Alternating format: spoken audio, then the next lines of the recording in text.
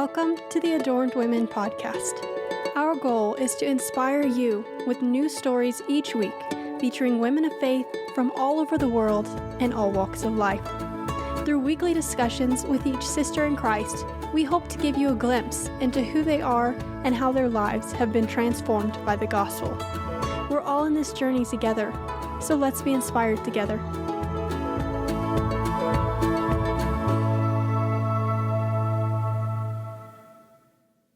Adorned Women, welcome back to the Adorned Women podcast. I'm your host, Alicia, and this week's guest is Nikki Aldham. Nikki is originally from South Africa, and she works with Mercy Ships. If you don't know, it's an organization. They have literal ships that go and provide humanitarian aid and medical help to countries that don't necessarily have that as much. And so she actually doesn't do anything on the medical side of things. She is a teacher, and so she helps with education. But she has this incredible story, an incredible story of God's healing in her life unexpectedly, in a time when God did something for her that she couldn't do for herself. And that has given her this passion for bringing the same type of healing and restoration to others. I hope that as you listen today that you're encouraged just by her as a person and inspired by her story, because it all points back to God, and He's the same God for her that she is for you, that He is for me. And it really, her story, it's not about her, it is her story, but it's about God and what He can do and what He does do for us and who He is to us. And I love just everything about the way that she tells her story and points it back to God. And so I'm going to stop talking and we'll just get straight into the interview, but I hope you enjoy today's conversation. Hi, Nikki. Welcome to the Adorned Women podcast. Thank you so much for inviting me. It's a privilege to come on and share with you. Of course. Yeah, I'm so excited to hear some of your story today. But before we get into that, could you just share with our listeners a little bit about where you're at right now, what your daily life looks like, kind of anything relevant there? Excellent. Well, currently physically located in Texas. I've been here for about 7 or 8 years as part of a ministry by the name of Mercy Ships. Prior to that, I've been serving with them for 16 years almost, mainly on their ships in Africa and then transferred here. I'm originally from South Africa, but call Lindale, Texas home for now. Wow. So can you share a little bit about what Mercy Ships is, what they do, and what you did with them? I mean, we might get more into the story there, but just a little bit of context. No, absolutely. So Mercy Ships is it's an organization that offers free surgeries from their hospital ships in sort of West and Central Africa. And so, yeah, I'm not a medical person at all. I'm a teacher. And so when I served on board their ships, I served in the academy initially as a teacher and then as principal. And then what I'm doing now is supporting the ships and have the fancy title of superintendent because we have 2 ships, there's 2 schools. This is a recent development this past year. So very exciting to be part of that and just to support the families that are serving in full-time on board our volunteer ships as they serve the people of Africa. Yeah. Wow, nice. So I would love to hear sort of your story, just whatever point you want to start us off, just some of the things that have made you into who you are and gotten you here today. Can you share some of that with us today? Sure. It's more the selection of, God has an amazing way of teaching us so much through the good times, but I think I've discovered more of who He is through the sort of hardest seasons in my life. So that's kind of the things that come to mind, partly because I think that's where I have got to know His character and His love and His grace and His mercy.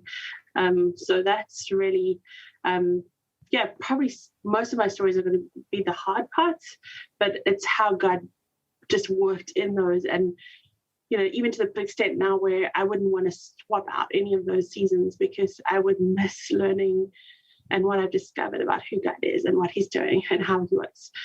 So I think the story that I'd love to start with is one probably that happened at a season of change where I was so excited about things that were coming. It was when I was 22 and I just finished studying and I was going to be a teacher. And it was at the season between finishing studying and starting my career as a teacher.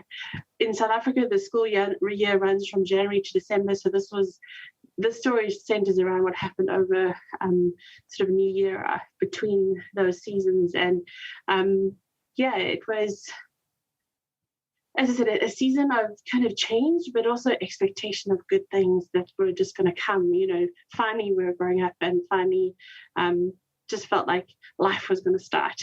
And part of that was also the ending of seasons and chapters as well, kind of student life, kind of, moving into adulting and whatever that looked like. And over, I was lucky enough to have a group of friends that for most holidays, we kind of, I don't know whether this is the right thing to say or not, but we begged, borrowed, and stole holiday houses or places to go. And we would spend some of our vacation time together at these things and at somebody's holiday house or at a different place that we could find. And in this season, we were able to go to a friend's cottage in the middle of a rainforest, kind of, well, tropical forest and some forest anyway. It was kind of rural. It was a bit of the out of the way, and we had spent from just after Christmas across through New Year at this beautiful remote place. It was a house that was sort of on the edge of a river in the middle of a forest kind of experience, and it was fairly idyllic, and we just had a wonderful time. Kind of at the season of change, many of us were at the same point, and it was kind of the last hurrah, but it was definitely, we had this anticipation of life was changing. And part of this was always adventures, and probably, we still were very much student thinking, and kind of nothing really scared us. And one of the things that we did, well, I would say I didn't do this part, but kind of we constructed a zip line from the house across the river that we could use. And the house was kind of probably about at least 10 meters or sort of 30 feet back from the river. But the most secure tree that we could find was really on the edge of the house. So it was quite a far back. I'll move through forward. So with this zip line was connected there. I am by nature not the most adventurous person. I'll do things, but it takes a while. And so it took me the whole week to kind of get to a point where I was ready to do this. And one of the things that we did during those adventures was there was like a photograph that everybody had to get. And this time for this week, it was kind of coming down the zip line. And so I was like, I don't want to be a party pooper, and I kind of don't want to not do it, but it kind of, okay, let's do this. And kind of there was a lot of support and a lot of like cheering, we can do it, we'll help you. It did involve a little bit of climbing onto deck railings and up trees, and anyway, we did it, and kind of, it was just a T-bar that we kind of had this, as I said, the zip line constructed right across the river. And the idea was that we would go down, land in the water, big splash, big photograph, and then kind of be done. And so the first time I went, this is what we did, and we kind of went up, and it was kind of just to give a context, literally my bag was packed and in my car. That's how long I had left it to kind of get there. Anyway, the net result went down, big splash, big hurrah, but kind of as I was coming out the river and getting out the water and ready, okay, I'm ready to go now. So, we didn't get the photo. Can you do it again? Well, okay, I can do it again. Probably a little bit overconfident. Did the same route, held onto the T-bar, went across again. And this time I didn't make it into the river, and I fell in that sort of gap between the house and the river, which was kind of a 5 meter, 15 feet drop. Wow. In some points, and just pain. Like I ended up landing sort of on my hip, and just kind of heard this cracking sound, and then just immense pain, and just kind of overwhelmed. Probably didn't respond in the moment the best I could have, but it was just, I couldn't move, I couldn't do anything, and it was pretty loud, I'm sure, at the time. But and what transpired from that was kind of a long wait for, this was the 2nd of January. It was right after New Year's. It was kind of a busy day. Had to wait about 2 to 3 hours for the ambulance to make its way there. And it was just a lot of waiting and a lot of pain. Then it was being taken to the hospital over gravel roads, and just kind of got to, I know that I can recall this, it happened about 2:30 in the afternoon, and I know that I got pain medication for the first time at 8 o'clock that night. And it was just, nobody knew what was happening. We just kind of, I knew something, something wasn't right. They did x-rays, they did things that night, and kind of determined that I had definitely fractured one of the vertebrae in my back, but everything was going to be fine. I would just need to wait lie on my back for 6 weeks, and then it would kind of right itself. So in the meantime, my dad and my brother, it was the week before my brother's wedding, but he came up. They were driving up. We're about 5 hours from home, or Cape Town, where I lived, and they left early that Sunday morning to come and kind of pick me up. And the idea was that I would just lie down in our sort of, we call it a combi, but like a van kind of thing, and it'll all be fine. There was nothing much. The next morning, my dad and my brother arrived, and they just said that before you go, we would just love to do a more in-depth scan. And they had just got, as it was many years ago, but they just got a 3D CT scanner, and they said, "You've got insurance, you've got everything. Can we just check?" So, well, there's no harm in checking.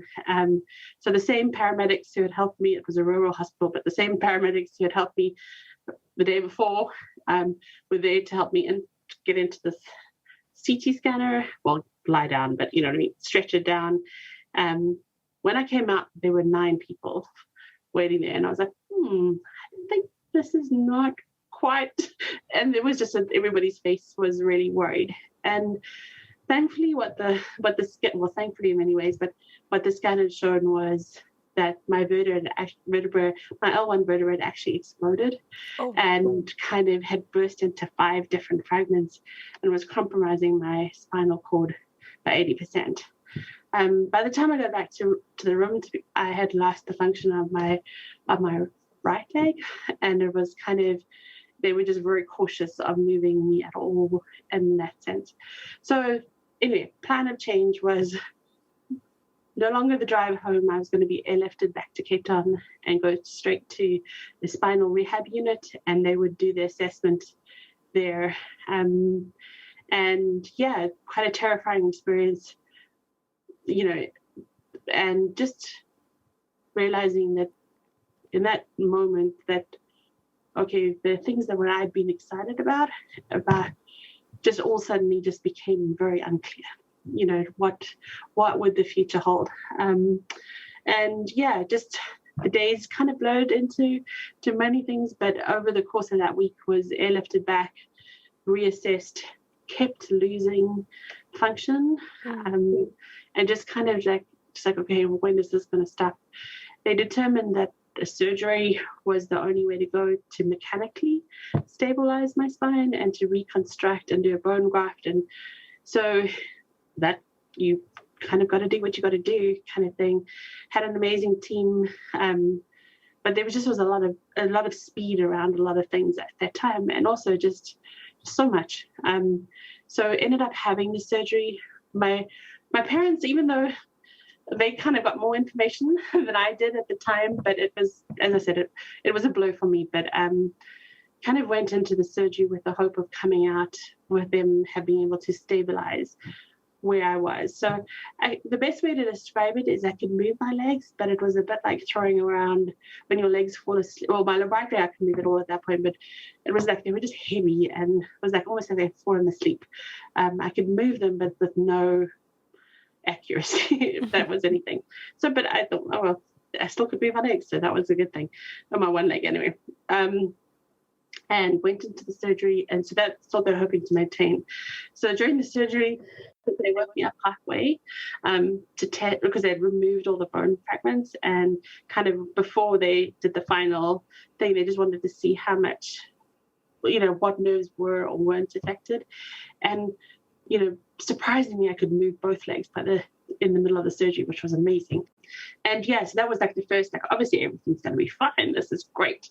They finished up the surgery, but I had to wait 2 weeks before I could start any sort of rehab, and I had to lie dead still and be part of this.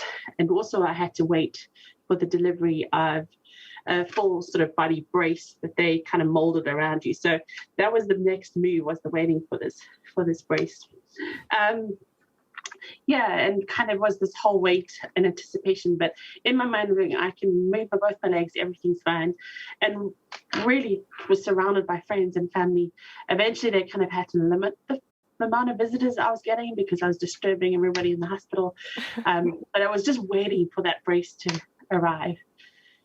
As life works out, the gentleman who made it delivered it at like 7:00 one night, the night, and I was like, okay, I'm going to get into it and get going. Life needs to move now, and sadly, the nurses kind of gave me a reality check and said, tomorrow is great.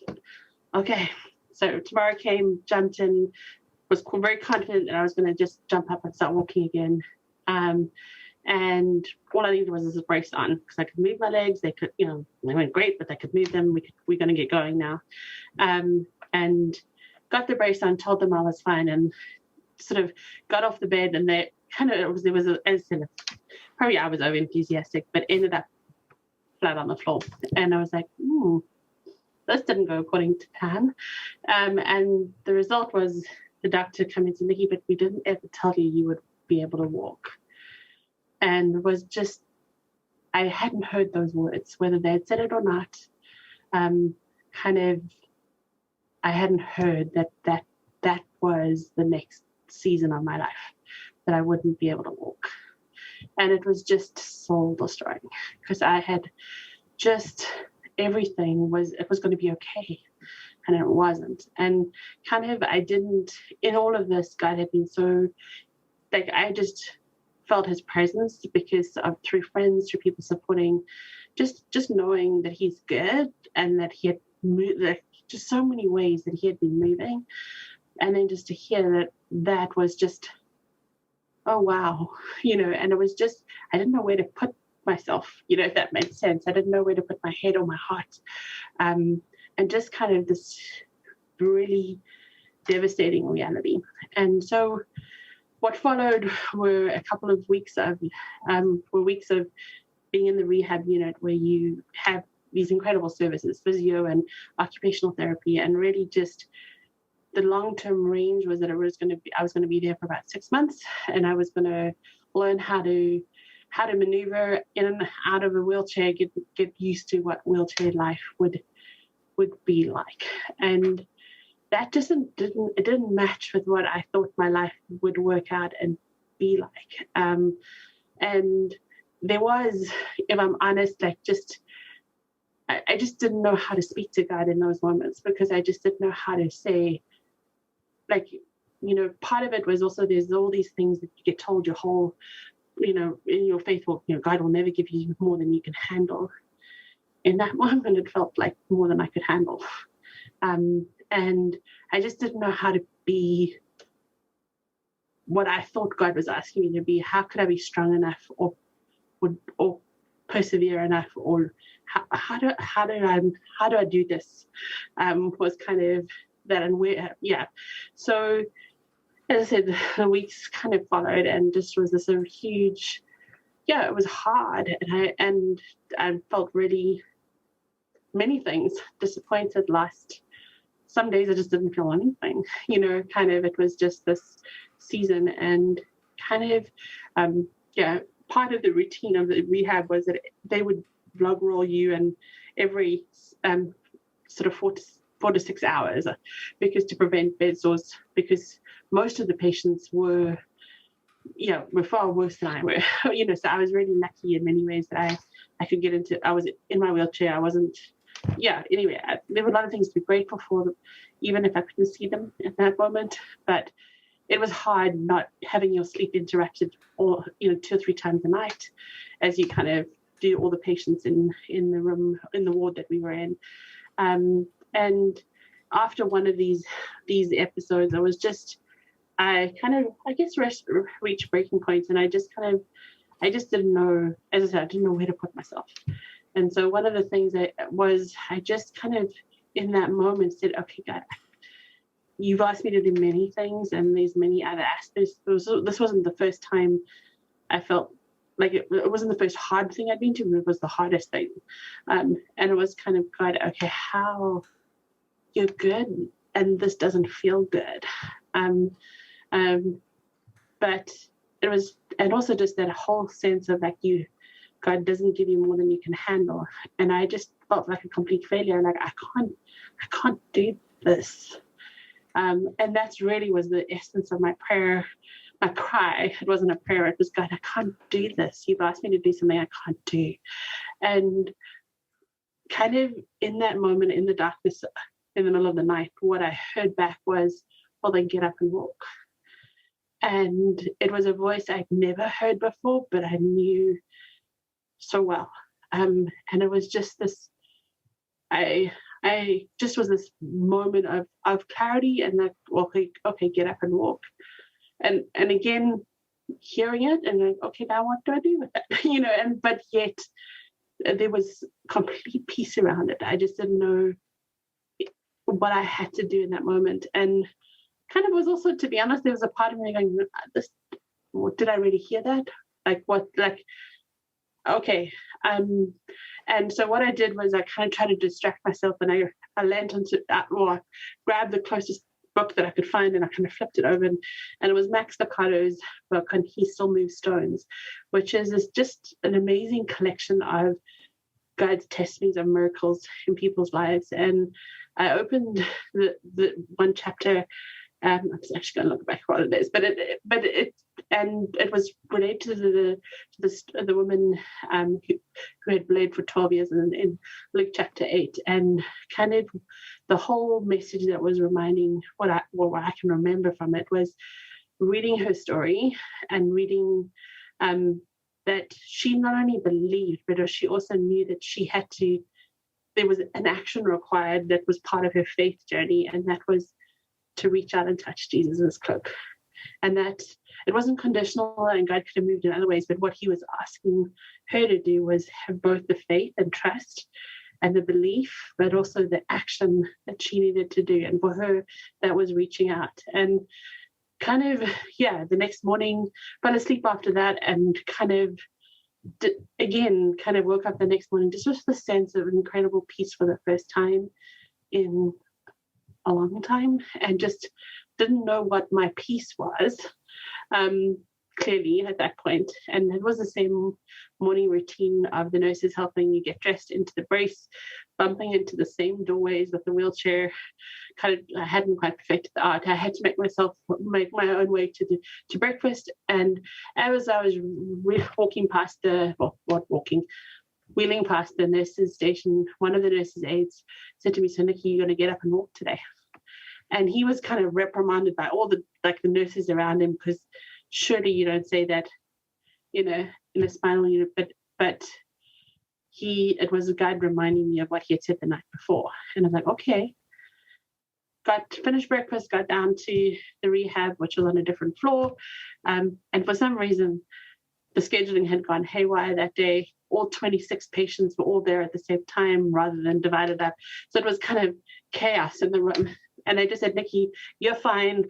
We're just going to wheel you. Can you just wait?" And I said, "Oh, there's nothing else to do." And when I looked up, where they had wheeled me was right in front of the parallel bars. And I was like, okay, this is where I am. And kind of just had an overwhelming sense of just somebody standing next to me. There was no one there, but just this sense. And then kind of again heard that voice, "Well, okay, get up and walk." And it was just like, I just knew that I had to do it. And it was illogical. It was against thought. It was against reason even. And just kind of this ongoing, well, you can do it. And the first thing was lifting those kind of steps of the wheelchair. I had no strength in my ankles, but I could lift them, could reach out and hold on to each of the parallel bars, and I was able, I've got no idea how much time this took, but it was almost this bubble, and kind of with each step came more strength, and with each action came more. So I was able to pull myself up, and my my right leg was always more affected than my left leg. So that was kind of dragging as I stood up and leaning heavily on the parallel bars, and kind of made my way to the end of the parallel bars and kind of turned around. And as I said, with each step was standing up taller, I was leaning less. And I kind of got back to, did the 2 laps. No one saw me. There were probably about 40 other people in the room, but no one saw me do this. And it was just this continuous thing. I was like, okay, now what? Now what do I do? And so, well, was kind of the sense of humor was like, well, how about no hands? And I was like, well, nothing to lose. So I kind of let go, and I walked through the parallel paths again. And my physio that I had been working with was working with another patient on the mat. And I thought, I might as well. So I walked out, and I probably got a bit cheeky, and I walked up to her, and I tapped her on the shoulder, and that's kind of when the bubble burst, and like everybody kind of could see, and it was like nobody kind of knew what to do. And I just said, well, I don't think I need to be here. Do you mind if I go? Kind of thing. And like nurses' aides were like diving under, like, I'm fine, really, I'm okay. And kind of she said, well, nobody, she just said, well, I guess so. So I managed to get my wheelchair and push it out of the rehab unit, and made my way back up to the wards, and we had to take an elevator. And the elevator opened on the next floor, and then all the nurses went, I'm fine, I'm okay. And the kind of one of the nurses said, well, I guess you won't be needing this, and took the wheelchair out of my hands, and kind of, so I pushed it back up and sort of walked back to my room, and I phoned my mum, and I said, do you mind coming to visit? I've got something to show you. And yeah, in kind of just in that moment, there's lots more details I can go into, but I think what that whole experience and the weeks that followed was, and still to this day, it's been over 20 years, and what I have took away from that moment was that God didn't need me to fight harder or be stronger or do more. What he needed me to do was surrender to, and what he heard me say was, I can't do this. And he said, well, I can, and he stepped in. And that was just, I know because I know who God is from that experience. And I can't,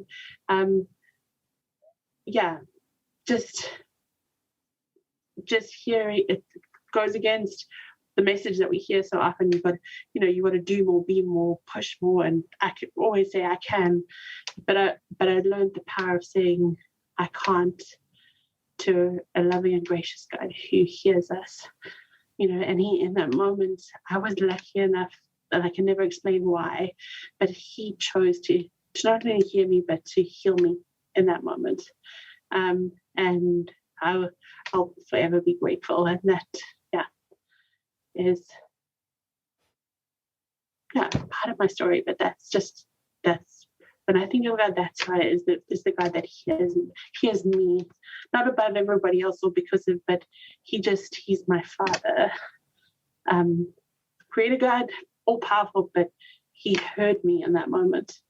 And wow, what an incredible story. That is so crazy. And everything you said about that is just so beautiful. And the way, you said you can't explain why it happened, but you're so grateful, and it's just something God gave to you. And you said that happened 20 years ago? Yeah. 20 years more than 23 years ago. Yeah. Wow. So kind of, yeah. And I'm sure people hear that, and, the way we're wired, we think, okay, well, that was the end of the story, but your life has gone on, So since then, what kind of things has God continued to do in your life? Well, I think that's kind of the full circle of why I serve with Mercy Ships. And, Mercy Ships, we believe that we're called to bring hope and healing, and, I didn't know at that point. I probably heard about Mercy Ships, but when I heard about it later, it was kind of that kind of, I I fully recognize whether we call it luck or I think it's grace and mercy. And I received that in that moment, along with all the medical care that I got. And what came was what I lost when I didn't stood up and I couldn't walk was really hope. Like I just was that devastating, like I didn't know what or how to think, and anything that I had lent into before that or depended on just seemed to fade away. And what hearing God's voice and seeing how He moved and knowing that he heard me was that hope, that beautiful, amazing hope that He gives, not from a wish or a whim, and that we said, "Oh, I hope I'll do this," but it was that true sense of hope, and kind of also just having experienced just miraculous. I don't know why I don't like using the word miraculous. I don't feel like I deserve it, but he healed in miraculous ways.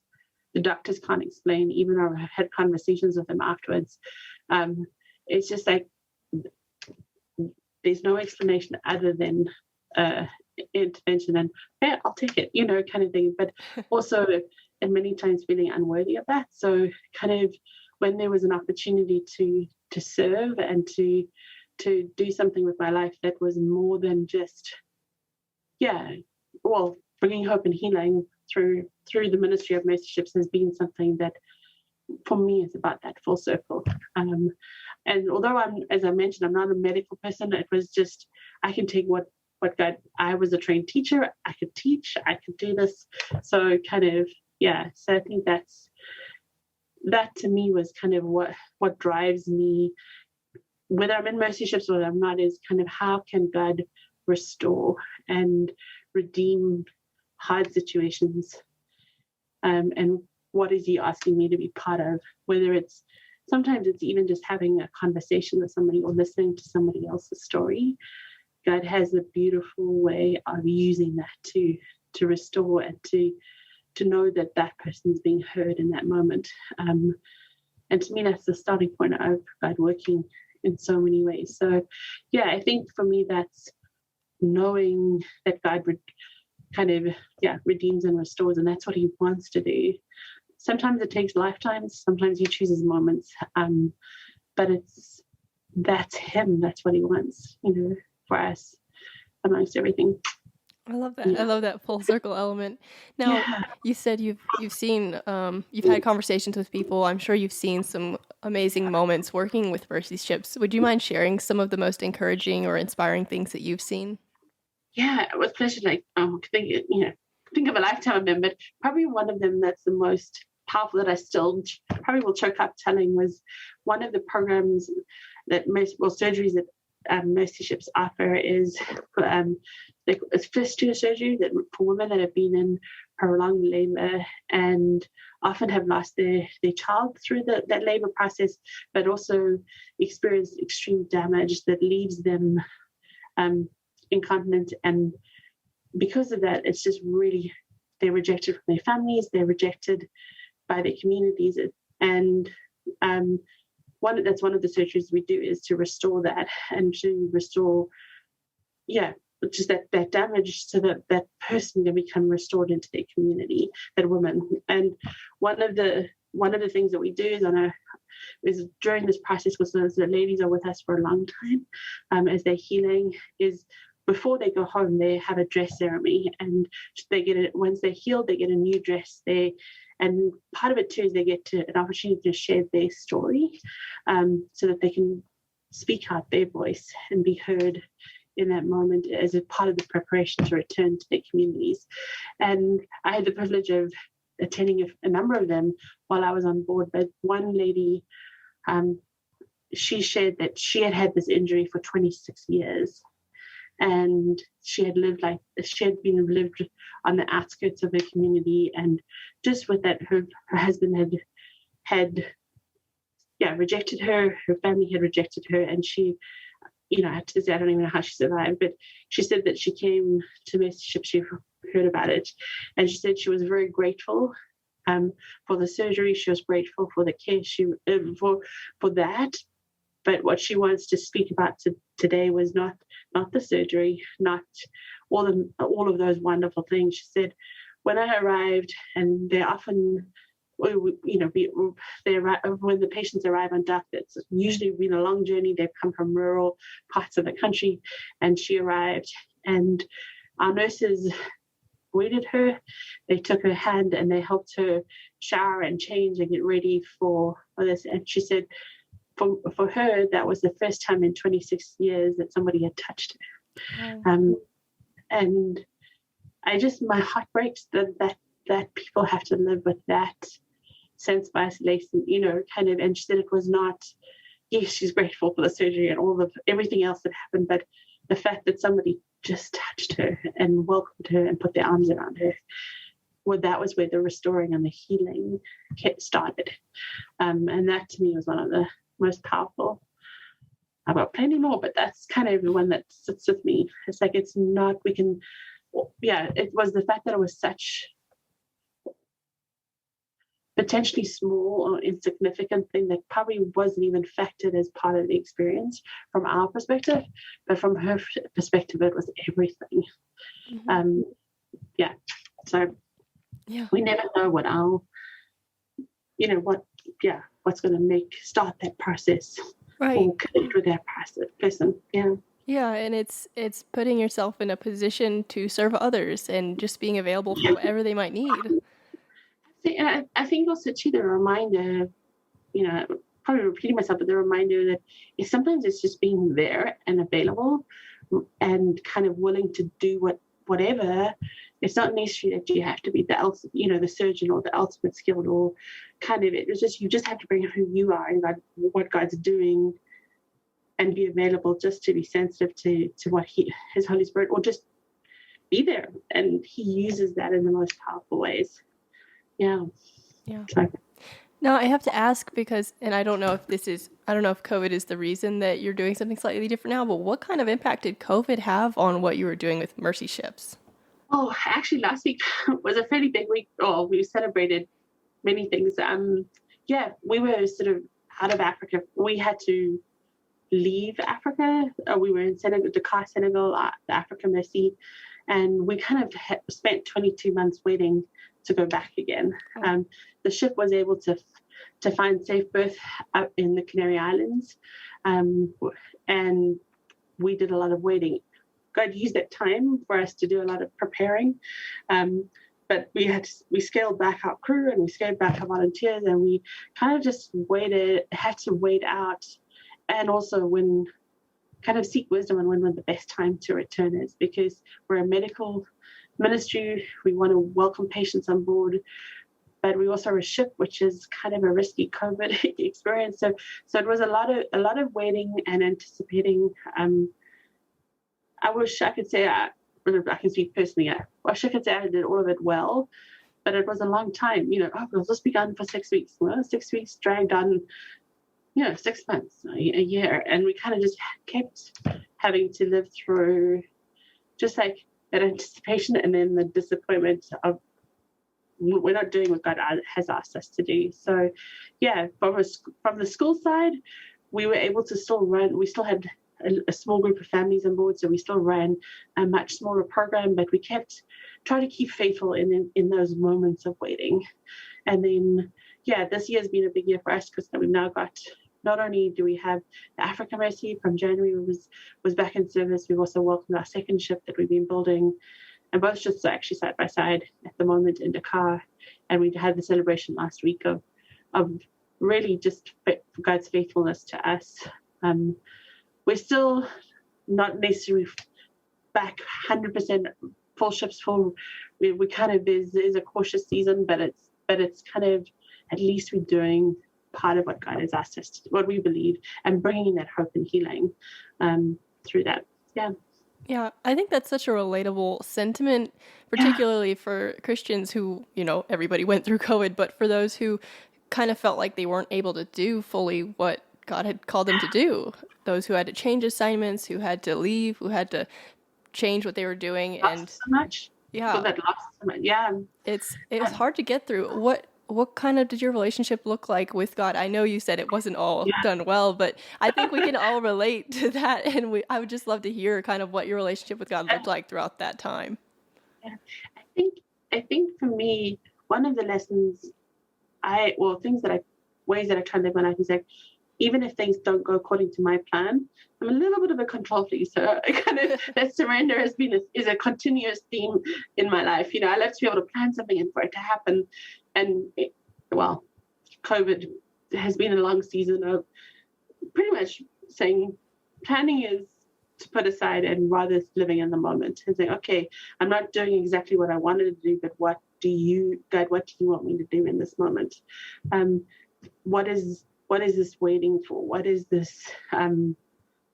Even the fact that they kind of, I'm not married, so I was isolating on my own and was kind of like, what does that look like? I remember like the one stage not seeing another human being for 46 days, and I was like, this is crazy. Wow. But kind of yet it was like it was saying, okay, God, in this moment, what do you want?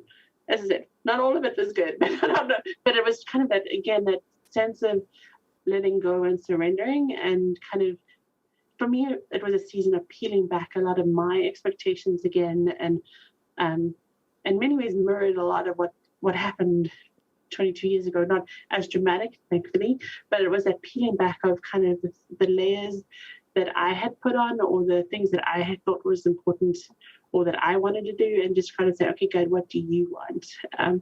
And kind of just letting those layers fall away, kind of feeling the loss of them too, and kind of, I think not just, and just saying, okay, what's today? There were definitely some seasons like, what's today's assignment? What's about today? We got 2 weeks, we got 2 months, and it feels like we're getting back to be able to say, okay, what, like a bit longer, but that kind of thing. Yeah, that's such a healthy perspective to have, of just open hands each day. And that's what I hear so much on this podcast from so many guests, and I love it. Like, just this perspective of, God, what is it for today? And that's it. And we, by nature, I think a lot of people are not naturally inclined to do that and inclined to say just today, but and it's like, I guess it's not the message that we get given, in the world around us, like, you've got to make it happen, you've got to do it, kind of, and rather it's like saying, okay, our reliance doesn't need to be on ourselves, it has to be on God. One of the images, I'm very much a visual person, and was challenged many years ago, and it's what sometimes I physically have to sit and look at open hands, and that was kind of saying, if we hold on to things, we can't receive things. But if we have this time saying, okay, God, you take what you need to take, leave what you need to leave, often we get far more, we receive far more than what we originally had. It might be different, but unless we have a stance in our hearts and our minds and our souls of saying, okay, God, you do, show me, or you place in my life what you want, and I'll surrender the rest. To me, that, some days I kind of find myself and I have to remind myself, oh, you've got clenched fists again, and it's that physical obedience and action of just opening and saying, okay, God, what do you want to do? Or take, probably one of my favorite passages, or the one that I relate to most, is Jesus in the Garden of Gethsemane, when he says, your will be done, but if you can, take this cup from me. And kind of that he, in my heart of hearts, I know that he wasn't wanting God to take it, like he was prepared to do, but he was also prepared to ask. And God didn't take what his path was for us, which I'm grateful for, but he still had that intimacy and that relationship with God to ask, and say, okay, your will, and if it is your will, take this cup. And that's just a beautiful moment of, what I try to aim for, try to remember is, I can ask and I can surrender, but also, if God wants me to keep going, I'll keep going. Yeah, That is a great point that you bring up. Just we do have vulnerability and we have moments when it's, we're looking into the face of something and we may not we may not be ready for it, we may not feel ready for it. But it's this dual sense of both surrender, but then also just knowing we have that intimacy with our Father that we can ask for those things. I love that you brought that up. Yeah, absolutely. And that's the kind of, it's as you say, it's both of those things. We can be strong and we can be vulnerable at the same time. And we can ask for something to be taken from us and also accept that it's what God's asking us to do. And they can both coexist at the same time, and yeah. Yeah. Well, it looks like we are already out of time, unfortunately. I loved hearing your stories and just hearing you share. I could listen to you share probably about your mercy ship stories all day, but we are out of time. So with the last question, I just wanted to ask if you have any prayer requests that I and our community can be praying for you in your work and just the mercy ships communities that you work with. I think it's just that well, relationships just from a work perspective and a personal, or from as we continue to seek God and seek wisdom and we want to get back to fully doing, and we want more people to have access to that hope and healing, and what's the best and the wisest way to do that. And then personally, I think I just want to continue to have the wisdom and the courage to be part of the restoration and the redemption process, and either through obedience or by getting out of the way or doing what is needed in that moment. So those are just ongoing, that I won't miss the moments that God wants me to speak into, but also that I will keep my eyes focused on Him and not be distracted by so much that's so easily distracting around us. Yeah, certainly. We will definitely be praying for that. Thank you so much again for your time and for sharing your story with us. No, absolute pleasure. Thank you so much. Thank you for listening to the Adorned Women podcast. If you enjoyed what you heard here, then follow us on our Instagram for even more great content all week long. Our handle is @AdornedWomen. You can also visit our website at www.adornedwomen.com. And of course, join us again next week as we connect with another sister in Christ and learn so much from her life of faith. Have a great week, and we'll see you next time.